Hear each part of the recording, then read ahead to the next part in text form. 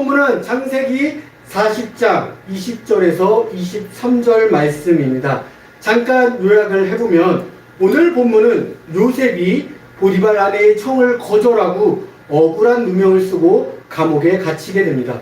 그 뒤에 술관장, 떡관장의 꿈을 해석해 주면서 술관장에게 자신을 기억해 달라고 부탁을 합니다. 하지만 술관장은 이런 요셉을 기억하지 못하고 잊어버린다는 말씀의 내용입니다. 우리 말씀을 한번 보도록 하겠습니다. 20절 한번 보시겠습니다. 제3일은 바로의 생일이라. 바로가 그의 모든 신하를 위하여 잔치를 베풀 때에 술 맡은 관원장과 떡 굽는 간원장에게 그의 신하들 중에 머리를 들게 하니라 라고 말씀을 하고 있습니다. 제3일은 바로의 생일이라 라고 말씀이 있는데, 바로는 이 중에 이제 왕을 말하고 있습니다. 술관장과 떡관장을 감옥에 넣은 왕이며, 나중에 요셉이 바로의 꿈을 해석해줘서 요셉을 총리 자리에 앉히는 왕의 생일을 지금 말해주고 있다라는 것입니다. 또한 왕의 생일에 죄인들을 사면해주거나 처형을 시키는 행사가 이때는 진행이 됐어요. 그래서 신약에서 헤롯 왕이 자신의 생일 때 세례 요한의 목을 치는 장면을 우리가 볼 수 있습니다. 마태복음 14장에서 6절, 11절 말씀을 보도록 하겠습니다. 마침 헤롯의 생일이 되어 헤롯디아의 딸이 연석 가운데 춤을 추어 헤롯을 기쁘게 하니 헤롯이 맹세로 그에게 무엇이든지 달라는 대로 주겠다고 약속하거늘 그가 제 어머니의 시킴을 듣고 이르되 세례 요한의 머리를 소반에 얹어 여기서 내게 주소서 하니 왕이 근심하나 자기가 맹세한 것과 그 함께 앉은 사람들 때문에 주라 명하고 10절이여 사람을 보내어 옥에서 요한의 목을 베어 그 머리를 소반에 얹어서 그 소녀에게 주니 그가 자기 어머니에게로 가져가니라 말씀을 하고 있습니다. 이렇듯 왕의 생일에는 죄인을, 다시 오늘 본문 22절 돌아가시면 20절 돌아가시면 죄인을 사면해 주거나 죄인을 처형하는 제도가 있었다는 것입니다. 우리나라에도 8.1절에 강복절 특사라고 해서 특별 사면을 해주는 것이 있고요. 또 성탄절에도 특별 사면이 있듯이 왕의 생일에는 옥에 갇힌 자들을 사면을 하거나 또는 처형을 당하는 그런 날이었습니다. 그래서 21절을 보시면 바로의 술 맡은 관원장은 전직을 회복하며 그가 잔을 바로의 손에 받들어 드렸고 라고 말씀하고 있습니다. 왕에게 잔을 받들어 주는 내용을 볼 수 있는데, 이는 앞서서 요셉이 술 관원장의 꿈을 해석하며 해석의 내용이 그대로 성취됨을 나타내고 있는 장면입니다. 40장 5절, 8절, 12절, 13절 말씀을 보도록 하겠습니다. 이 앞절 내용인 것입니다. 옥에 갇힌 애국 왕의 술 맡은 자와 떡 굽는 자 두 사람의 하룻밤의 꿈을 꾸니 각기 그 내용이 다르더라. 그들이 그에게 이르되 우리가 꿈을 꾸었으나 이를 해석할 자가 없도다. 요셉이 그들에게 이르되 해석은 하나님께 있지 아니하니까 청하건대 내게 이르소서. 12절 13절 보겠습니다.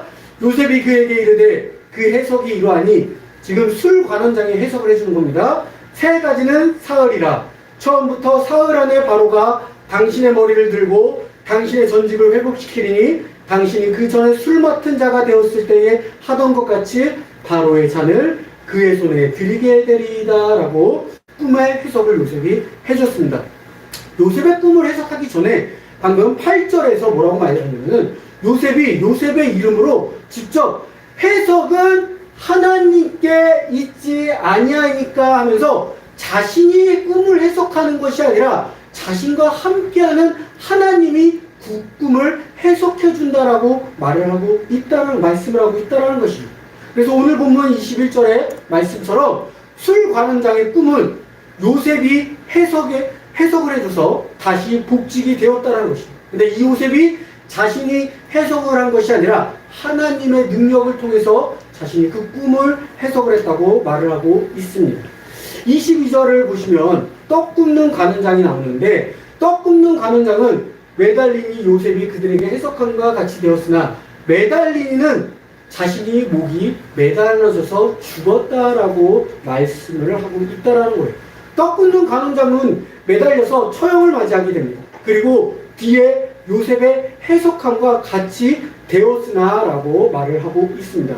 요셉이 그들에게 해석함과 같이 되었으나, 요셉이 똑같이 술 관원장과 떡 관원장의 꿈을 해석을 해주는 장면이 있습니다.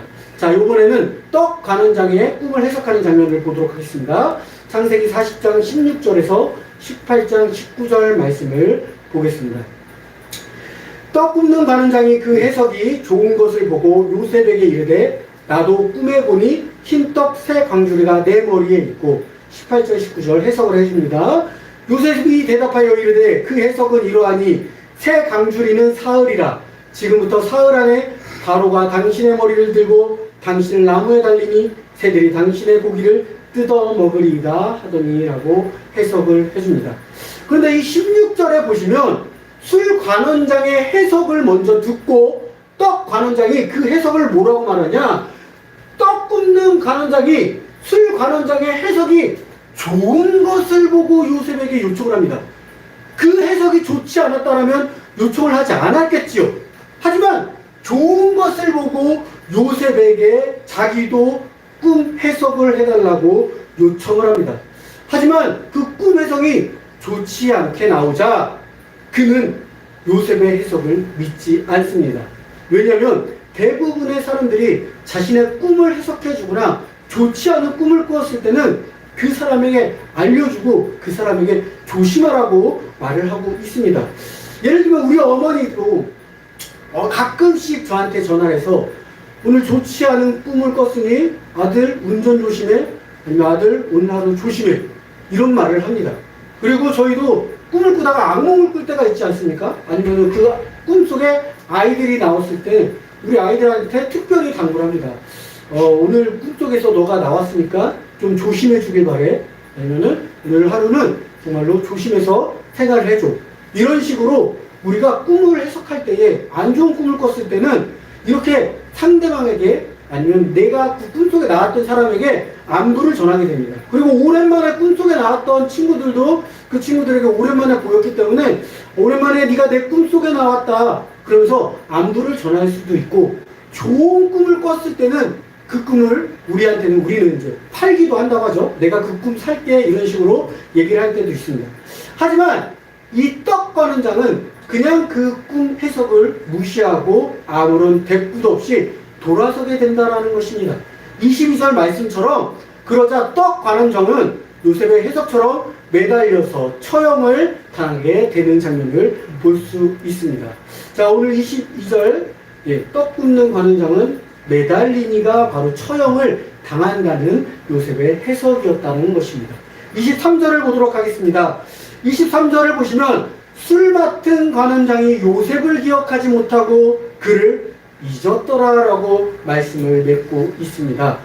23절에서 요셉을 기억하지 못하고 그를 잊었더라라고 말씀을 한 것은 요셉이 꿈 해석을 해주면서 술 관원장에게 자신을 꼭 기억해달라고 부탁을 합니다. 40장 14절 말씀 한번 보도록 하겠습니다. 당신이 잘 되시거든 나를 생각하고 내게 은혜를 베풀어서 내 사정을 바로에게 아뢰어 이 집에서 나를 건져주소서라고 술 관원장에게 말을 하고 있다는 거예요. 하지만 술 관원장은 다시 23절이요. 요셉을 잊고 그가 요셉을 다시 찾을 때는 바로가 꾼 꿈을 그 누구도 해석하지 못하자 술 관원장은 바로에게 요셉의 자신의 꿈을 해석해서 지금 자신이 다시 복직되었음을 바로에게 고백을 합니다. 근데 그 기간이 2년이라는 시간이 흐릅니다. 그것을 2년이라는 시간이 흘러서 기억을 하고 바로에게 말을 해준다는 것이죠. 창세기 41장 1절 그리고 9절에서 14절 말씀을 한번 보도록 하겠습니다. 만 2년 후에 바로가 꿈을 꾼 주 자기가 나일 강가에 서 있는데 41장 9절이요. 술 맡은 관원장이 바로에게 말하여 이르되 내가 오늘 내 죄를 기억하나이다. 바로께서 종들에게 놓아사 나와 떡 굽는 관원장을 칭이되 장의 집에 가두셨을 때에 나와 그가 하룻밤에 꿈을 꾼 주 각기 뜻이 있는 꿈이라. 그곳에 치리대장이 종된 히브리 청년이 우리와 함께 있기로 우리가 그에게 말하며 그가 우리의 꿈을 풀되 그 꿈대로 각 사람에게 해석하더니 그 해석한 대로 되어 나는 복직되었고 그는 매달렸나이다. 이에 바로가 사람을 보내어 요셉을 부르매 그들이 급히 그를 옥에서 내놓은지라. 요셉이 곧 수염을 깎고 그의 옷을 갈아입고 바로에게 들어가니, 바로가 요셉을 부르기까지 2년이라는 시간이 흘렀으며 그 시간 동안 요셉은 아무런 불평, 불만, 투정 없이 하나님의 때가 찰 때까지 기다린 것입니다.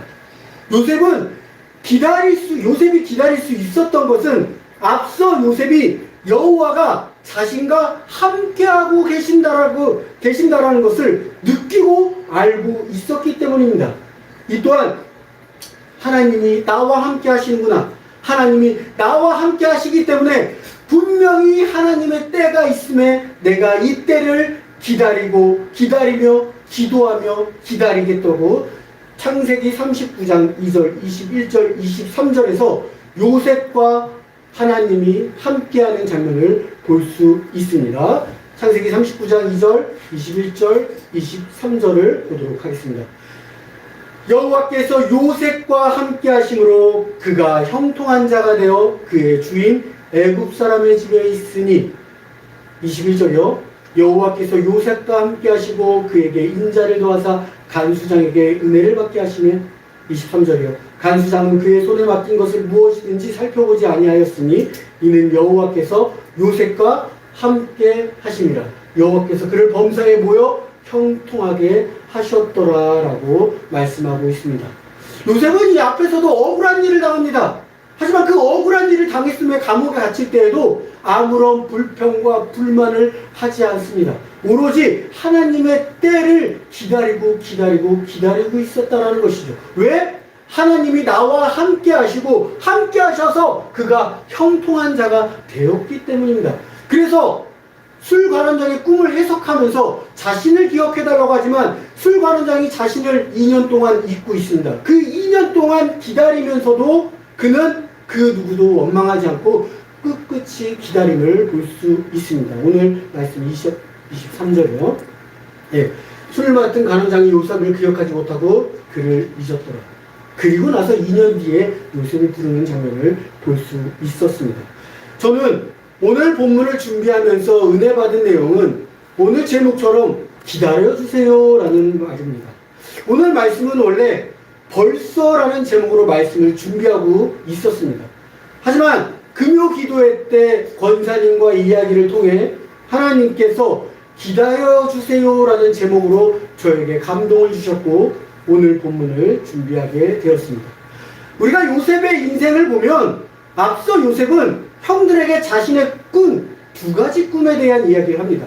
첫 번째는 곡식을 묻는 단이 있고 그 형들의 곡식이 자신의 단에게 절을 하는 꿈이었고, 두 번째는 해와 달과 별이 자신에게 절을 하는 꿈이었습니다. 그 말을 한 후 요셉은 형들에게 버려지고 보디발에게 팔려가고 또 억울하게 감옥에 갇히고 꽝꽝장은 그런 요셉을 잊고 2년 후에나 찾게 됩니다. 그리고 요셉은 그 긴 기다림 속에서 끝내 마지막에 하나님 때에 이르러 총리가 되고 있습니다. 앞서 말한 꿈을 이루게 하시는 하나님을 볼 수 있었다는 것입니다.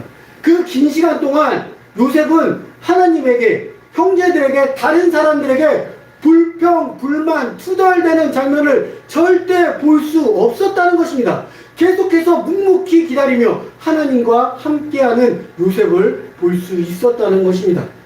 우리나라 사람이 가장 못하는 것이 바로 기다리라는 것입니다. 기다림을 가장 못한다는 것입니다. 지금은 많이 이제 줄였지만 예전에는 커피가 나오는 자판기가 있어요. 지금은 커피 자판기가 많이 없어졌죠. 200원만 넣으면은 밀크 커피가 나오는 커피 자판기가 있었습니다.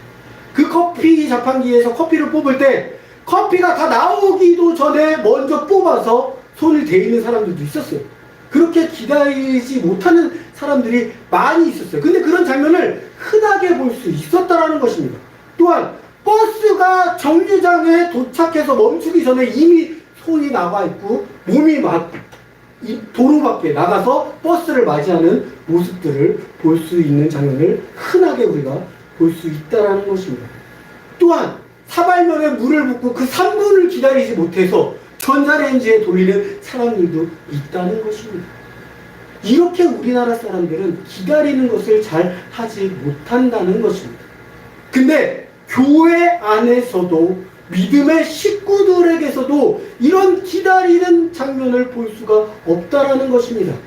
교회를 오래 다녔다고 해서 다 같이 예수님을 믿고 예수님을 체험하고 구원의 확신이 있는 것이 아닙니다. 또한 모태신앙이라고 해서 교회를 자신보다, 또한 모태신앙이라 해서 교회를 나보다 오래 다녔다고 해서 나보다 직분이 높다고 해서 다 같이 예수님을 만나고 다 같이 성령님을 체험하고 나에게 구원의 확신이 있다라고 말을 할 수 없다라는 것입니다. 개개인마다 다 다르다는 것입니다. 하지만 우리는 그 사람들을 기다려주지 못하고 있다라는 것입니다. 내가 구원을 얻었을 때 이 사람이 구원받기를 바라니까 빨리 이 사람이 구원받기를 바라면서 빨리 너도 빨리 예수님을 만나야지 하면서 재촉을 한다라는 것입니다. 그 재촉을 하게 되면 오히려 내가 천천히 나도 예수님을 만나고 싶은데 반감이 생겨서 튕겨져 나간다는 것입니다. 그렇기 때문에 이 사람이 개인적으로 예수님을 만날 수 있게 우리는 기다려주면서 기도를 해야 된다는 것입니다. 요셉이 자신을 잊었지만 그 술관원장에게 나를 왜 기억해주지 않냐면서 감옥에서 뭐라고 하지 않았습니다. 묵묵히 기도하면서 기다리고 있었습니다. 우리도 예수님을 만나지 못한 성도님들을 기다려줘야 한다는 것입니다. 왜 아직도 예수님을 못 만났어? 네가 교회 다닌 지 지금 30년이 넘었는데, 네가 교회 다닌 지 40년이 넘었는데 왜 아직도 예수님을 못 만났어? 이렇게 재촉하는 것이 아니라 그들이 정말로 예수님을 만날 수 있게 우리는 묵묵히 요셉처럼 뒤에서 기도를 해줘야 한다는 것입니다. 저 또한 이 자리에서 목사가 되기까지 17년이 걸렸고 내 삶에서 예수님을 만나기까지 42년이라는 시간이 걸렸다는 것입니다. 하지만 늘 주위에서 재촉할 때가 많습니다. 그 재촉할 때 보면은 믿는 사람들이 오히려 더 재촉을 한다는 것입니다. 나는 이렇게 믿고 있는데 너는 왜 이렇게 못 믿어? 너 지금 교회 다닌 지가 언젠데 왜 아직도 예수님을 못 만났어? 이런 식으로 늘 재촉을 하기 때문에 믿지 않는 사람들도, 성도님들도, 교회를 오래 다녔지만 믿지 않는 성도님들도 그 득달 같은 재촉에 의해서 오히려 더 반간심이 생기고 오히려 교회를 떠나게 한다는 것입니다. 그들을 위해서 우리가 해야 되는 것은 기다려주고 기도를 해야 된다는 것입니다. 모태신앙의 자녀라서, 교회를 내가 권사라서, 장로님이라서, 내가 교회를 30년 이상 다녔다고 해서, 내가 목회자라서 직분이 있는 성도라고 해서 그 사람들이 다른 사람의 신앙을 판단할 수 없다는 것입니다.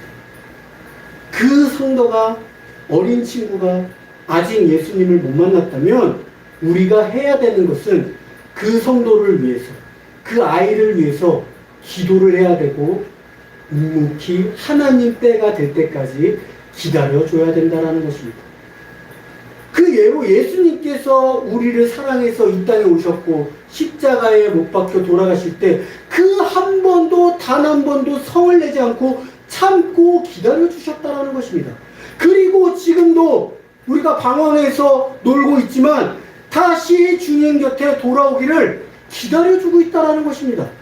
예수님은 늘 우리를 묵묵히 기다려주고 있다는 것입니다. 하지만 우리가 문제라는 것이죠. 우리가 기다리다 지쳐서 내 성에 못 이겨서 다시 한번 성질을 내고 너는 왜 아직도 이거밖에 안 되니 하면서 내 성질을 못 이겨서 기다림에 지쳐서 내가 먼저 성질을 내고 있다는 것입니다. 그럴 때 우리가 찾아야 되는 것은 기도고 하나님께 맡기고 하나님 때를 기다려줘야 한다는 것입니다.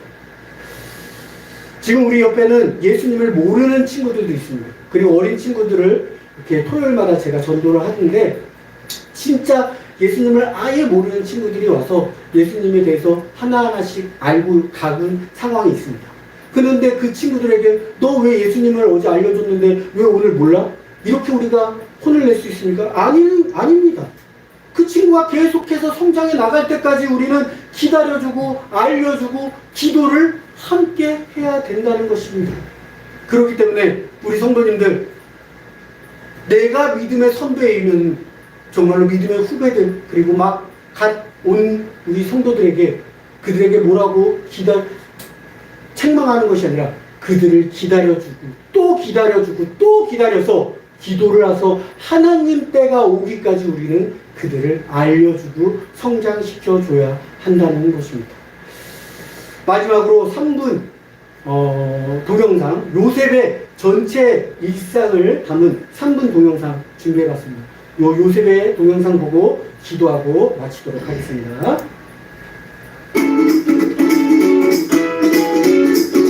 요셉과 함께 하신 하나님.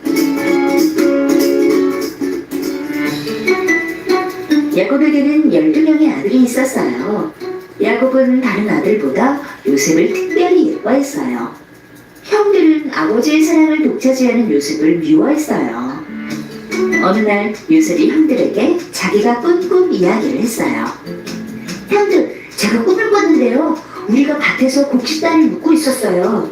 그런데 갑자기 형들의 곡식이 제 곡식에게 절을 하지 뭐예요? 요셉은 또 다른 꿈을 꾸었어요. 형들, 이번에는 어젯밤에 제가 꾼 꿈에서는요, 해와 달과 별 11개가 나에게 절을 했어요. 요셉의 꿈은 마치 형들이 요셉의 앞에 엎드려 절을 하게 될 것이라는 내용 같았어요. 꿈 이야기를 들은 형들은 요셉을 더욱 미워하게 되었어요. 그래서 요셉을 이집트에서 온 상인들에게 종으로 팔아버렸어요. 요셉은 보디발 장군의 집에 종으로 팔려왔어요. 요셉은 열심히 일했지만 억울한 일을 당해 감옥에 갇히게 되었어요. 종으로 끌려온 것도 모자라 억울하게 감옥에 갇힌 상황에서도 요셉은 하나님께서 도와주실 거라고 믿었어요. 그래서 보디발의 집에서도 감옥에서도 늘 최선을 다했어요. 어느 날 이집트 왕이 이상한 꿈을 꾸었어요. 살찐 암소 7마리와 마른 암소 7마리가 있는데 마른 암소들이 살찐 암소를 다 잡아먹어버렸어요. 또 다른 꿈도 꾸었어요. 이번에는 잘 여문 이삭 7개와 마른 이삭 7개가 있는데 마른 이삭이 잘 여문 이삭을 모두 삼켜버렸어요. 왕은 이 꿈이 대체 무엇을 뜻하는지 알고 싶었어요. 그러다가 요셉이 꿈을 잘 해석한다는 이야기를 듣고 요셉에게 꿈 해석을 부탁했어요. 제가 왕의 꿈을 해석해드리겠습니다.